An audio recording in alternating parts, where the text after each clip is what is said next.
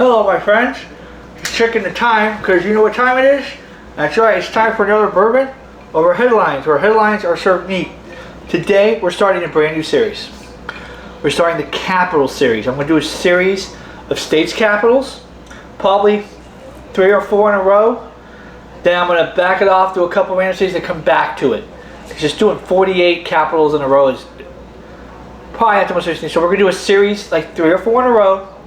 Do a couple of random cities, do 3 or 4 more in a row, and go and do that until all the 49 I have left are done. Because if you've been watching, and thank you to all my new viewers and new subscribers. Thank you. The channel is growing like wildfire right now. So make sure we push that like and subscribe button on the channel, because remember, you can't have your headlines served neat if you don't watch. So again, thank you to everybody. Also, my wife has 2 channels. I wouldn't be a good husband if I didn't promote my wife. So she has Moondog Tarot and the Divine 222. She's been growing lately too. I mean, she went from like 150 to 350 in like a week and a half. So she's growing like wildfire. So help her out. Do that with both of you. Hit that like, subscribe, hit the notification, all that jazz that goes with it. So today, to start our capital series, we're doing Sacramento. Yeah, we're going out west to Sacramento. So quick Sacramento history, because that's what we do here. In 1848, James Marshall finds gold at Sutter's Mill, which is approximately 50 miles north of modern day Sacramento.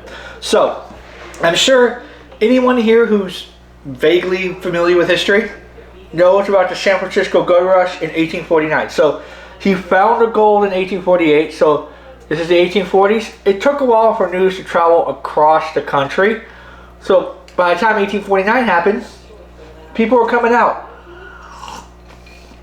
So, and if anyone's ever wondered, this is how the San Francisco 49ers got their name, because people came out in 1849 were called 49ers. They might have left in 48, got there in 49, tried to find gold.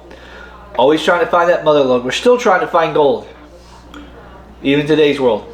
So in 1849, the very next year, John Sutter Jr., who's the father of John Sutter, who is the founder of Sutter's Mill, buys and lays out the grid for what will become Sacramento. So this is how cities were done until, for generations, and still are done if there's new cities coming up. Someone acquires the land. Back then they acquired the land, whether it was 100 acres, 50 acres, 200 acres, how many ever acres they acquired. If they wanted to put a city, they would lay it out normally in a grid pattern. This is why a lot of cities have grid patterns. Like streets go north, avenues go north and south, streets go east and west, or vice versa, however you want. It's in a grid pattern. Makes it easy for blocks, makes it easy to number. 1, 2, 3, 4, 5, south to north, or north to south. Those are streets. 1, 2, 3, 4, 5. Avenues, east to west. Maybe you put a main street down there in the middle to connect everything. So laid out the grid of what would become Sacramento. So in 1850, February 27th, 1850, Sacramento becomes incorporated. So it is the oldest incorporated city in the state of California, because California didn't become a state until September 9th of 1850. So it was incorporated before California was a state. So it's the oldest incorporated city in the entire state. In 1854, it becomes the capital. So they moved all the stuff, all the records, everything from the other capitals. They bounced around 1850, 1851, 1852. They bounced around with different capitals, and in 1854, it went to Sacramento and it stayed there. So that's a brief history. Now, the population in 1920 was 65,000. In 1930, it was 93,000. So it's a growing city. I think it's, I don't know what it is today. I think it's 300 something thousand today. It's a state capital.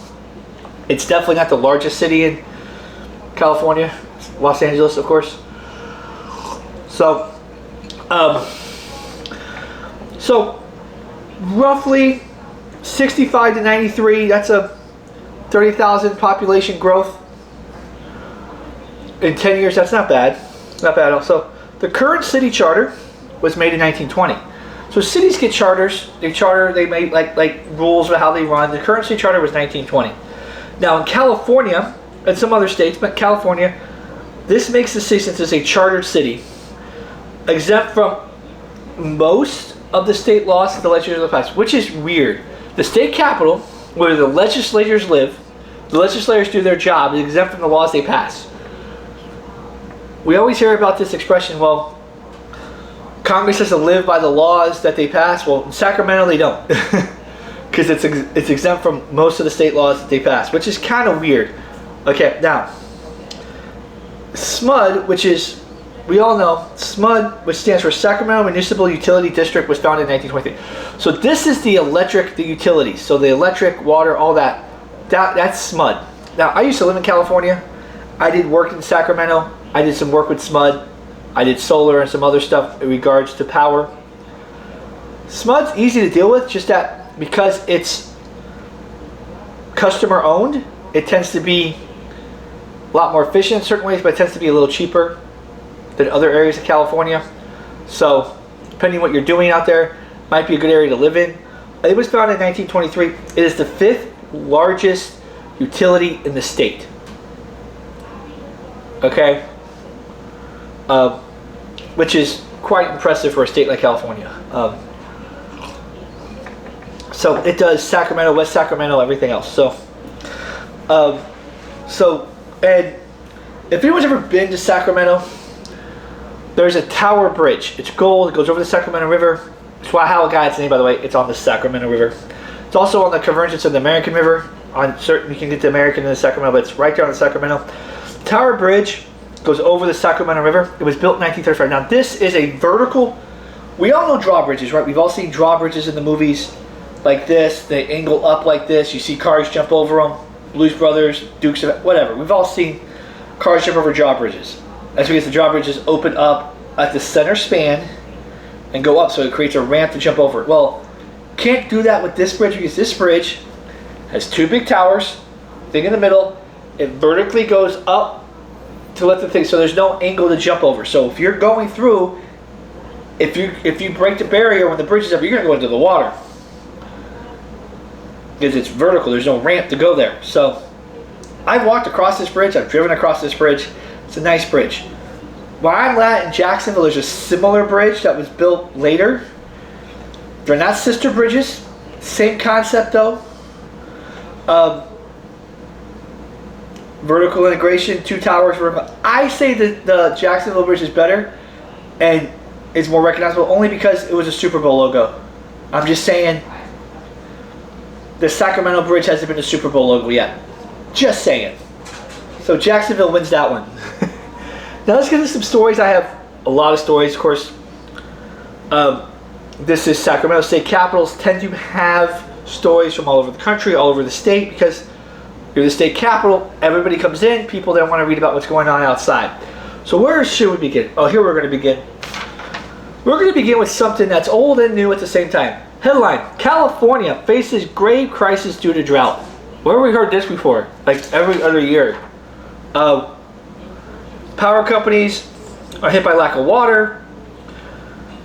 Dry period approaching a record for length.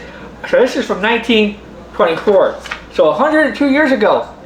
Guess what? What's happening in California? A drought. Guess what's happening in California now in certain areas? A drought. Some things don't change. 100 years after the fact, they still got droughts in California. So maybe they need to do better with their water management all around the state. I just find it interesting that in today's world, we got the 24-hour news cycle. Everything seems to be hyped up. And it's like, oh my God, drought. It's caused by this. It's caused by that. What was the drought in 1924 caused by? Was it caused by global warming? Was it caused by climate change? Was it caused by bad water management and lack of rain? You know, how most droughts are caused. Especially out west, where a lot of their water, even today, is done hydroelectric. You got the Hoover Dam, you got all this, Lake Mead, all that is, they use rivers and stuff, rivers and dams to get their water. If the water level is lower, they have less water. So that's what happens with that. So Same news, 100 years apart. California suffering from drought. Who knew? Who knew? Who knew? I found this story super funny. Headline: Wife charges spouse used obscene speech in front of the daughter. Okay, so this is in California, Chico, a little south, I think, or north. Suit for divorce was filed. So this caused a divorce. So she's using these charges as divorce. Mrs. Laura Bell Cole of Chico against Albert W. Cole. Laura Bell. Okay. We don't have many names like Laura Bell anymore, do we? Albert W. I wonder what the W stands for. An engineer employed by the Southern Pacific Railroad. The Southern Pacific. We talked about railroads in our last episode. And the episode before that. Railroads seemed to be a big thing in the 1920s.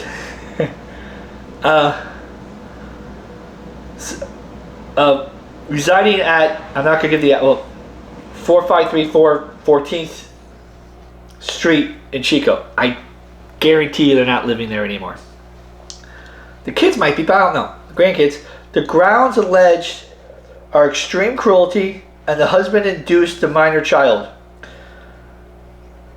Gladys May Cole, 14, to be disobedient, used abusive and obscene language in her presence. The couple was married about 20 years before this came out.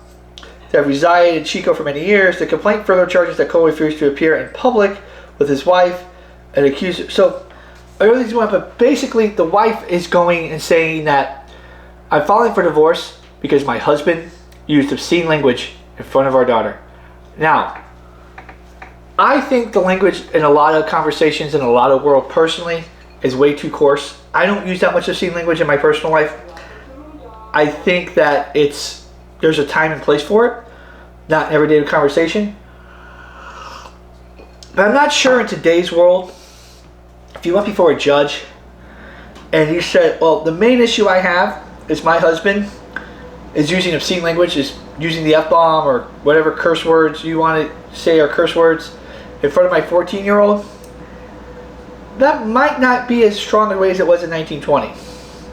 Because now we have movies that have it. You can watch videos on every single platform known to man that has curse words on it. If you take the filters off, they're exposed to it more. So I'm not sure this could be used as grounds for divorce, but it was in 1920 in California. So she thinks that's extreme cruelty. Maybe if we went back to that, who knows? Maybe if we watch our language in front of our kids, there might be less divorces, there might be less kids who are angry too. I don't know. I'm not a psychologist. I'm just saying that she filed for divorce because of using obscene language in front of their daughter. If they had been a son, would it have been different? I don't know. But who knows? I found it funny that they did that. So next story up is New York man tries to pass his corpse to his. Now, New York man, this is a New York story, but it's in the Sacramento paper. So in my opinion, it's fair game. So tries to pass his corpse to his. So people have been faking their own deaths for hundreds of years. So Binghamton, New York. I like to do Binghamton. I just got done doing Rochester, so we're going to stay away from New York. Instead of being dead, Frank G. Beal, an insurance broker, is the subject of a statewide search.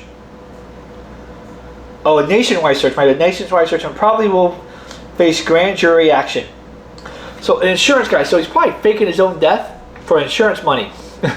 Sounds like a plot to a true crime story. Sounds like a plot to many true crime stories, true crime episodes, any episode of a crime thing at some point. Isn't that what they always say? She killed him for the money, or it's the twist at the end. He faked his own death for the insurance money, so they could do the insurance money, and they find him like in some country, some other state on an ATM camera or something. Back then they didn't have cameras, but I'm sure they found him. I knew how to shake trees back then. They didn't really care so much about the rules as much back then either. Let's see if we can find any other two bits in the shore. A coroner's inquest has definitely identified the charred body, which was found Friday night, with the wreckage of Bale's burned automobile. This says all of it. The way they fake his death, he burnt an automobile. Now this is like a Law and Order episode, or one of those formulaic Blue Bloods or episodes, or Sherlock Holmes thing. Every single mystery, this has all the elements to it. Insurance broker faking his death, puts a body in a charred car. Was that of James Davis of another city. Beale's funeral service were interrupted because, well, the guy's not dead. So they had to tell the family. So sounds like Mrs. and Mrs. Belger left Binghamton together and were somewhere in South Carolinas. Where did the Bulgers come in? Beale's funeral. It's hard to read these sometimes because it's all. It was learned that Mrs. Dorothy Bulger, Beale's stenographer, had not been here, had not seen since Sunday, so they leave with his stenographer. So he left with his stenographer, faked his death, left with his stenographer for the insurance money, put a charred body in his car to pretend it was his. This is like a mini true crime story. Did they catch him? The authorities ever believed that Beale and his stenographer hit upon the plan of death as the massive secret of a love affair. There we go. So, I guess it wasn't for the money, but probably for the money. Probably had life insurance on himself. They went to the Carolinas. It looks like they went to. They haven't caught him as to this story. I didn't see any follow-up story, but man, it's a hallmark. That's every single episode of every crime episode I've ever seen. If you've ever seen Law and Order, if you've ever seen like The Mentalist, Blue Bloods, anything from the last 40, Matlock, Perry Mason, anything, at some point, the spouse always did it. They did it for the insurance money. They ran off with their lover and they faked their death and they put it in a car and burned it. Those are plot lines every single year. Some crime related thing or true crime story. Someone's like, I'm going to fake my death. I'm going to find a body that's similar in size to me. Burn. And this is the 1920s. They're lucky they identified the person. Didn't do a good job because this isn't like today where we have all these modern techniques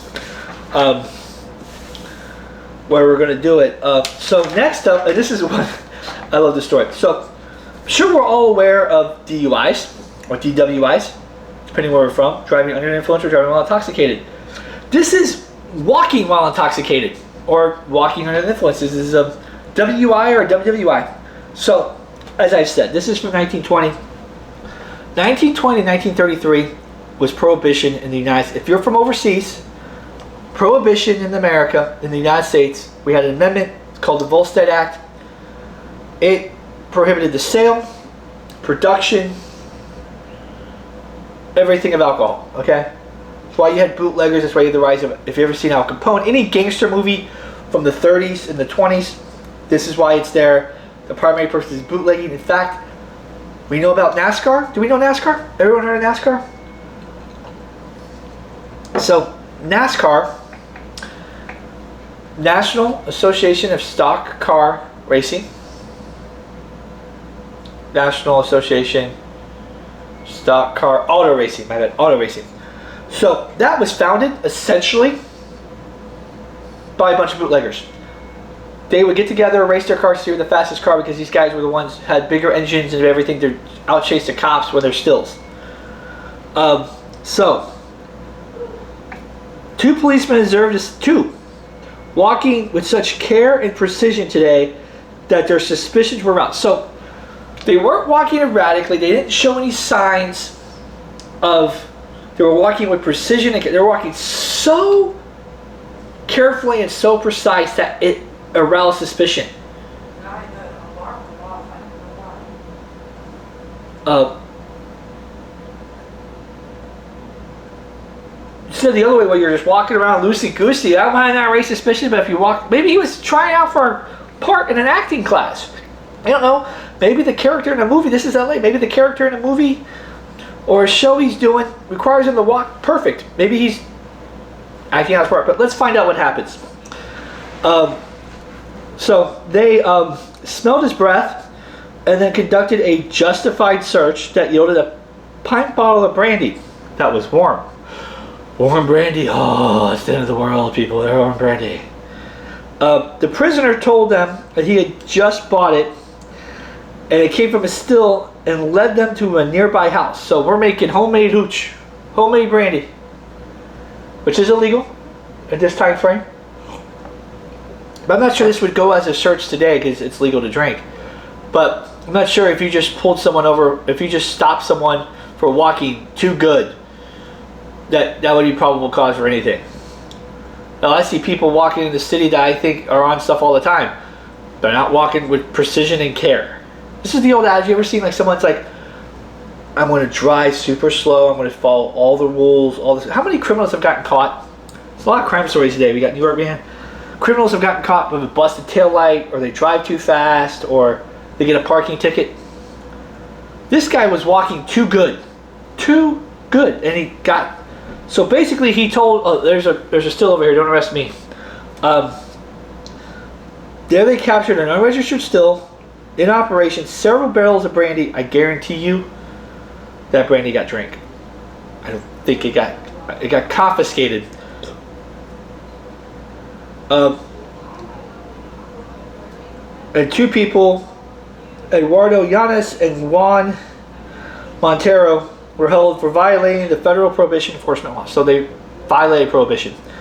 Now, normally you've seen those old videos of the raids of alcohol where they bust the barrels open, but also they would put like bleach or other things that would make them undrinkable. This might have been drank.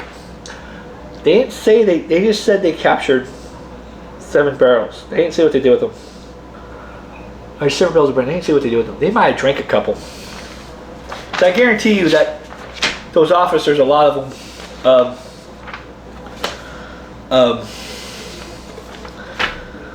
lot of them were drank.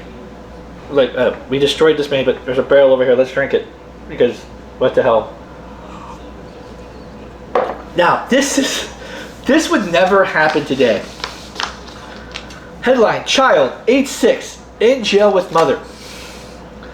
So, Woodland, which is in Yolo County. So, Yolo County is right next to Sacramento County. Remember the Tower Bridge I said? You go over the Sacramento River. You're walking over the bridge. You're walking, one side of the bridge is Yolo County. The other side of the bridge is Sacramento County. So this is right across that bridge, essentially. So, on the other side of the river. So, pleading to go with her mother, Mrs. Neva Demings, an Indian woman of Washington, Yolo County, a 6-year-old child, was confined in the county jail for a night.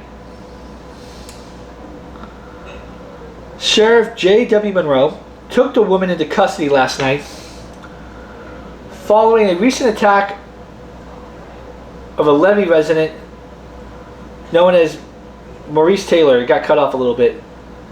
Okay, so they had a quarrel, which led to a drunken brawl. Again, alcohol. Even when they have prohibition, people are drinking alcohol. And these are all from different decades. I got 1920, 1925, 1924. I'm just reading stuff off. So we spent the entire 20s today. So the Indian woman is said to have attacked her companion with a bottle and inflicted severe wounds with the glass fragments and repeated jabbings. So she broke a bottle over the person's head and then jabbed him and stabbed him with it in a drunken brawl. Man.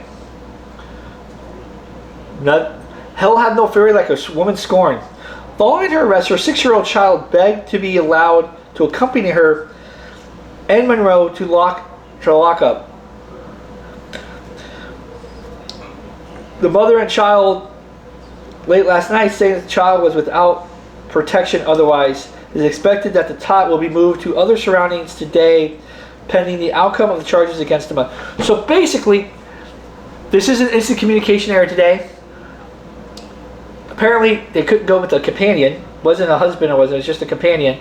So the mother didn't want to leave him with the companion. Apparently, there was no other person to call or no other person to get a hold of. Child Protective Services, if there was any in 1925, or the cops couldn't hold them, couldn't hold this girl. So they just put the kid in jail with the mother. until the next day. So I know this happened like on a weekend. Just says September 16th or September 30th. September 30th, which is when this happened. So this happened September 30th. So it was a Wednesday. So must have happened Wednesday night. They couldn't just call someone who's like, hey, someone at the office, let's get this done. I guess it wasn't 24 hours back then. That's insane. That would never, ever happen today. Never, ever happen today. I mean, putting a kid, no matter what age they are, in jail with one of their parents, that could be taken away. Child services, whatever they're called, CPS, Department of Family Children, whatever they're called in that state, your state, or whatever country you live in, whatever that service is, they would be called and actually be kept in the police station until they came and picked them up and took them away. And depending on the outcome of what happened with the mother would depend where they go. They would probably try to place them with a family member. It was an Indian woman, so I don't know if the Indian woman was just there and they didn't have a local reservation or whatever. I don't know. Indian as a Native American. I don't think it was. It might have been Indian as an Indian from the country, and they just an Indian woman. So I don't know if that's Indian as a Native American or First Nations or Indigenous people, whatever you call them in your country, or if it was Indian as in from India. I don't know. It's California. It could be either or. So I find that really, really interesting. I'm just saying.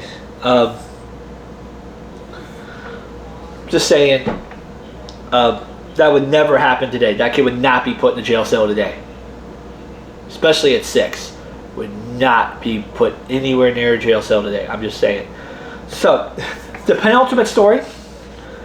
Mail locker at Rockland is rifled through. So, the mail locker at the Southern Pacific... What is with the Southern Pacific Railroad again?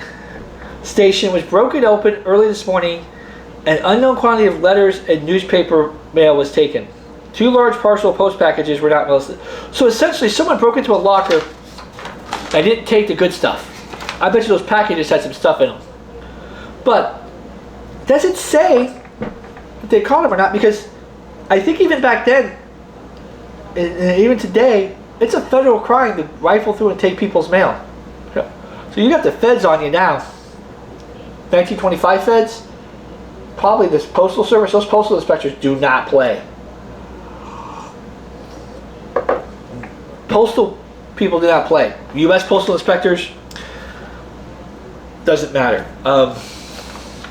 Actually, it's not the penultimate story. I have another story over here. I have another story that I'm debating whether I want to do or not, but I might. So, so just this would happen today. I don't know. I think there's more security in mail places now. It's hard to get to a mail locker now and rifle through without someone without a camera seeing you or something. Also today, I think you're more likely to get someone to do an Amazon hub. Have you ever seen those new hubs where they have the lockers, the Amazon lockers now in certain places? Might be bus stations. It might. I know.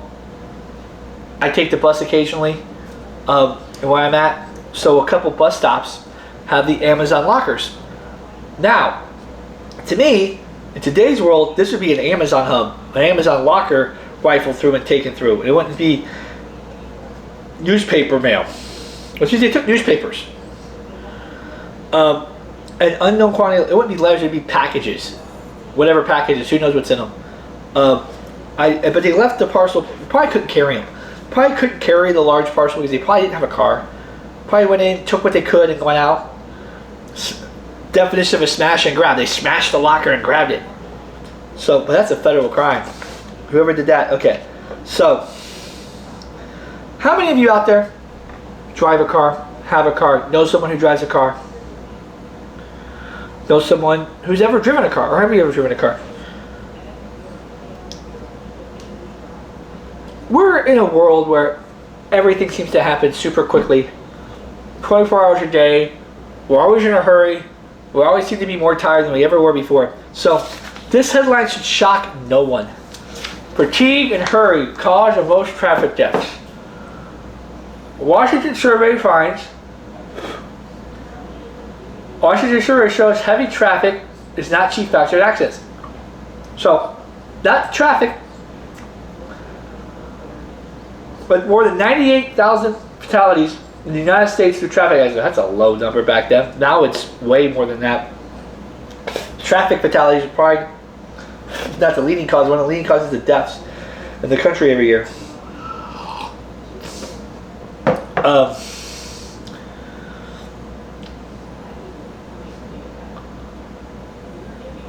98,000 fatalities each year in the United States through traffic accidents. Now, this doesn't necessarily mean that everybody's driving a car. Traffic accident could be like I had last time. Like I had, was it last week in Rochester? Trolley car flies off the track and kills someone. That's a traffic accident. Technically, that happened in traffic. This is, I think, causing more automobiles. A study of such accidents just made here as part of a traffic survey discloses some important facts. Got facts, people. Just the facts, man. The record of police department were supplemented by records of the local transportation companies. So I think this is Washington, D.C.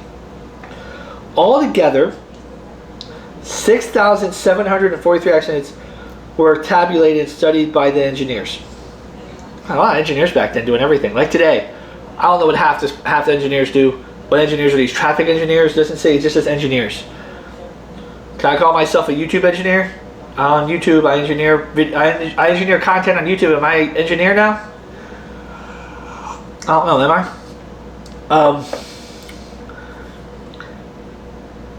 The engineers by local offices is the numerous. Basically, it says that the data collected, basically, pedestrians and struck by automobiles, $700 million in property loss back in 1925. $700 million across the country. That's a lot. Basically, factors were people were in a hurry, people have fatigue. Now, this isn't like today. See, today what happens is today we don't have fatigue and hurry necessarily. People are in a hurry, but we have cell phones and we have big screens or screens of a certain that distract us from everything. We don't know where we're going. You ever notice that? I think we've lost our sense of direction as a people because we depend on GPS too much. But that's not necessarily fatigue. Even though fatigue's a big cause, we drive when we're tired too much. Long night out, we drive, we might do it, we're in a hurry. We gotta get there, we're gonna be 5 minutes late, 5 minutes late, 5 minutes late. But distracted driving is the cause today. People on their phones, they look down for 2 seconds, oh my God, someone's in front of me. So I wonder what the study would be today if they did it. How much would fatigue and hurry cause the most traffic deaths, or would it be distracted driving in some shape or form? Anything else interesting here? No. Oh, yeah. Automobiles operate better during night. Automobiles run better at night. And why? A British engineer says they do. It explains by showing that a greater percentage of oxygen in the air after the sun goes down tends to produce more power in the explosions, which account for increased. And so basically the guy, a Britain guy, said that because there's more oxygen in the air after the sun goes down, engines are more efficient. Anyone recently be blinded by damn headlights? Anyone be blinded by headlights? They might operate more efficiently, but try driving them, okay? So now, this is the last story. Give you a bonus story. This is another one. So, World War I, which happened from 1914 to 1918, okay? All right, the Treaty of Versailles was in 1919, but it happened in 1918. That's why Remembrance Day is 11/11. That's why Veterans Day here in this country is 11/11, because it had the 11th hour, the 11th day of the 11th month, they signed the truce for World War I in 1918. Well, now during that, Germany, like it did in the other war, World War II, was really good at submarine warfare. It had U-boats, for underwater boat. Okay, it sunk a ship called the Lusitania. This is a big kerfuffle, a big issue, really big issue back then. Sorry, because this was essentially an ocean liner. So Anyone here ever, we've heard of the Titanic, right? The Lusitania was one of the Titanic's sister ships. Was from the same line. I wouldn't say a sister ship, that was Britannic. Was from the same line, same company that did the Titanic. So they had some rough luck in the early 1900s. But a lot of these ships were converted to hospital ships or whatever. The Lusitania kept going back and forth because people did travel back then. Going back and forth. It had a bunch of people on it. 100 plus Americans. I think 120 something Americans died on the sinking of the Lusitania. Now, after hundreds, I think we finally found out that there was some military stuff in the holds, and that's what Germany claimed there was. I think it finally found out when they went down recently in the last 20 years that there was military stuff on it being carried over to help the British in the war. So were they justified? They still kill a ton of innocent people, 120 Americans. So Germany is ordered to pay millions for sinking the Lusitania. Now, this has greater effects overall in the history of the world than any other story in this entire video. Time to get serious for a moment. So, from 1919 to 1939, that 20-year period, a lot of upheaval happened in the world. Now, in 1917, you had the Russian Revolution. That was, the Soviet Union was formed. Empires fell after the end of the war. You had Austria-Hungary, all this. But the Treaty of Versailles, the winners, the victors, the Allies, okay, punished Germany for World War I and what was left of Austria-Hungary, but mostly Germany. Okay, part of that was money reparations. Okay, so Germany ordered to pay millions. They didn't have millions because this is kind of kicking a dead horse at this point. They put sanctions, they put stuff on. They basically crippled Germany in many ways with the Treaty of Versailles. Paying millions, to pay million, it says million, to pay million. So I guess they're paying $1 million. But even in 1924, $1 million is a lot of money. $1 million. To pay million for, it doesn't say pay $1 million. Headline says Germany ordered to pay $1 million for sinking Lusitania. My mind went million, so million. So I guess it's 1 million? It doesn't say. Might be a misprint. Who knows? So they're ordered to pay this money. They don't have it. So they print and print more money, and it causes inflation. I think we all can understand inflation going on right now. So this is 1924. Germany's in hyperinflation. Its economy is collapsing. This is one of the many reasons that led to the rise of Nazi Party and Hitler, because that was one of his main points. Hitler was an evil man. The Nazis were evil. What they did to people of all ethnic groups, not just the Jews, but across the war machine, was horrible. Okay, I'm going to lay that out there now. But that's not to say that what Germany was punished for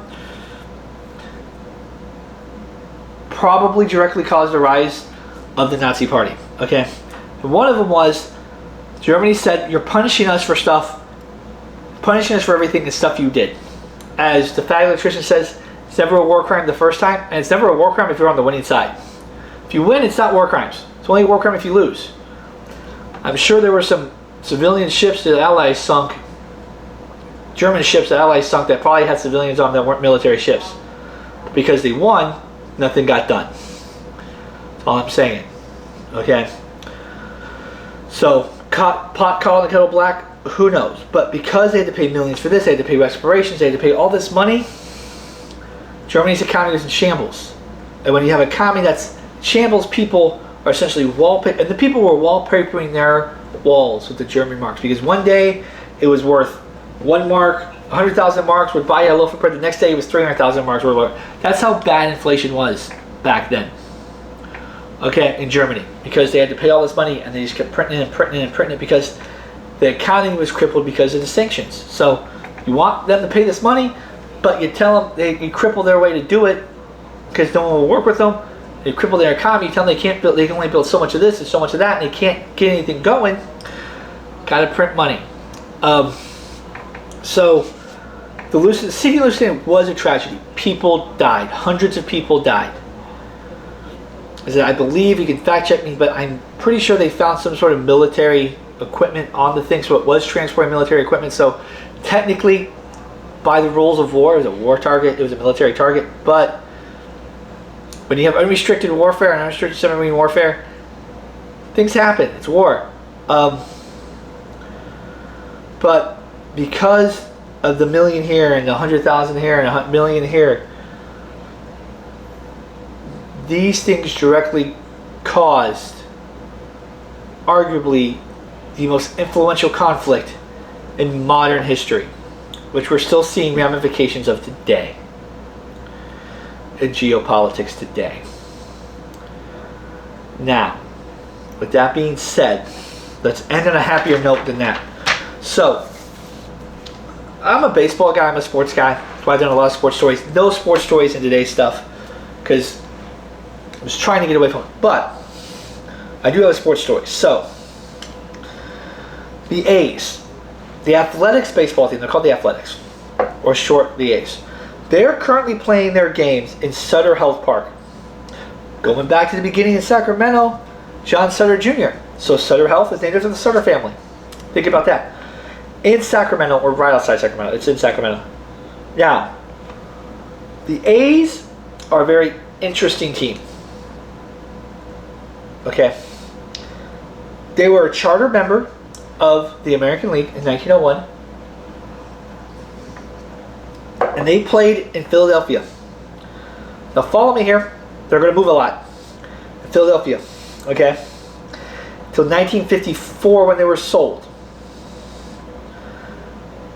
Okay, so they were founded by a guy named Connie Mack, or Cornelius McGillicuddy. I would go by Connie Mack too.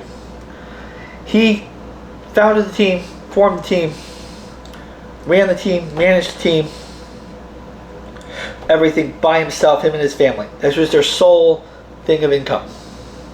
So when the team did well, they were really well. So we're in the 1920s here, 1930s, so the Depression hurts someone like a team that's wholly owned by one person, if that's their only source of income. So the A's went through series in Philly of really good teams because they were doing really well, and then they sold everybody off, and they were really bad. Then they got those players became good. They became really good. They won again, and then they signed a couple of guys to supplement, and then they sold everybody off again and became really bad. They've been doing that cycle for years. It wasn't that they were tanking; they just couldn't afford it. Literally, it wasn't like they couldn't. Some of these teams that tank, modern term tanking, is a team purposely does it. Teams stay purposely doing this. The A's really didn't purposely tank. It was really an issue of money. It was either they sell these guys, get money in to keep the lights on in the building. Okay. So they played in KC. Now KC, they went to KC. They were pretty bad. But KC, the Kansas City Athletics, were jokingly called the farm team for the New York Yankees. So a lot of the players that started in Kansas City ended up on the Yankees. Whether right after what they were either traded or whatever during that time, or at some point they made it to the Yankees. Catfish Hunter, Reggie Jackson, all of them at some point made it to the Yankees. At some point. But towards the end of KC, they moved to Oakland. Okay, and they played in Oakland from 1965. So 56 to 65, somewhere in that range, they were in Kansas City, then they moved to Oakland. Charles Finley owned them. 65, y'all, them guys, they got really good in the 70s. They were the American League version of the Big Red Machine. So they've been in Oakland since the mid-60s. Now they're moving to Las Vegas. But in the meantime, they're playing in Sacramento in their minor league ballpark. So, if I count Sacramento, and I say they're going to play in Vegas, that ballpark is going to open in 2027, 2028, somewhere in that range. Opening day 2028, I think is when it's proposed. So it's going to take 2+ years to build this ballpark. So once they play in the ballpark, they will have played in 5 different cities. If I count Sacramento, 4 if I don't. But they're going to play multiple years in Sacramento, so I'm calling them the Sacramento A's. Or just the A's. Not calling them the Las Vegas A's, they don't play in Vegas yet. So I believe this is the only professional sports team in America that would have played in 5 different cities during the course of their tenure. Most cities stay put. Now, teams have moved. The Dodgers moved from Brooklyn to LA. The Giants moved. The Braves went from Boston to Milwaukee to Atlanta, but they've been in Atlanta forever now. Cardinals moved from St. Louis to Arizona. They were somewhere else before that, but they moved. Teams have moved a couple times. The Rams went from St. Louis to LA, back to LA. The Chargers went from San Diego to Oakland to LA. The Raiders went from Oakland to LA, back to Oakland. Who else? Who's in Vegas? Who's the other team in Vegas? The Knights were birthed in Vegas. There's another team in Vegas. The Raiders. The Raiders are in Vegas. The Raiders went from Oakland to LA to Oakland to Las Vegas. So teams are moving to Las Vegas. It's becoming a sports mecca. And the reason why I brought this up, the reason why I think this is super current, is the NBA and other teams are looking to expand to cities. And I read a story that in the NBA, they're going to expand. I think they picked 2 cities they want to expand to: Seattle and Las Vegas. Okay, so Las Vegas is going to be one of those rare cities that has all 4 professional sports teams. If the NBA gets to it, it's going to have basketball, hockey, football, and baseball. One of the few that have all 4. They're saying that in order to just be on the radar for this new team, it's going to cost you $6 to $7 billion just to create a team. That's insane. I guarantee you, Connie Mack in 1901, he had a business partner.